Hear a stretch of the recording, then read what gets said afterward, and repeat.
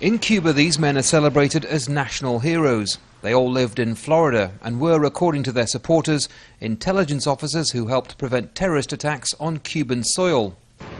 But in 1998, all five were charged with being part of a Cuban spy ring known as the WASP network.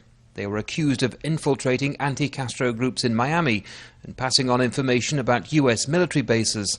Their sentences ranged from 15 years to life without parole.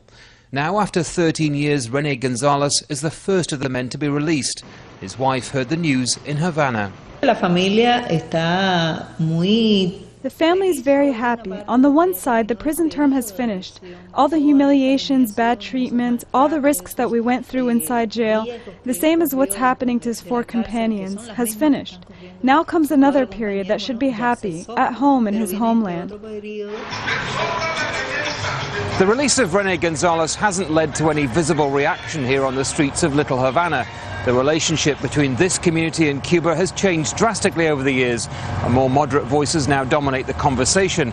But for the older generation who remember the crimes the Cuban Five were charged with, there's no sense they'll ever be forgiven. At the Cuban-American National Foundation, news of Mr. González's release came as no surprise to Francisco Hernandez.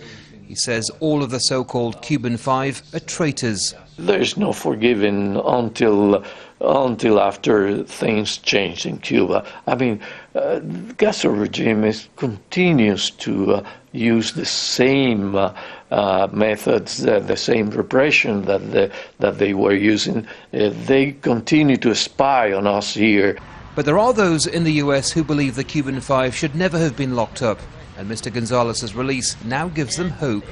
The Cuban Five to us are heroes and to the people of Cuba, because without weapons, but only with their eyes and ears, they were monitoring terrorist organizations in Miami. René González's release is extremely important because he is the first of the Cuban Five, and it gives the rest of the supporters hope that all five will be home sometime soon. There are appeals to allow him to return to Cuba, where he'd receive a hero's welcome. But under the terms of his release, René González, an American citizen, must now serve 3 years of probation in the US before he can go anywhere. Andy Gallagher, Al Jazeera, Miami, Florida.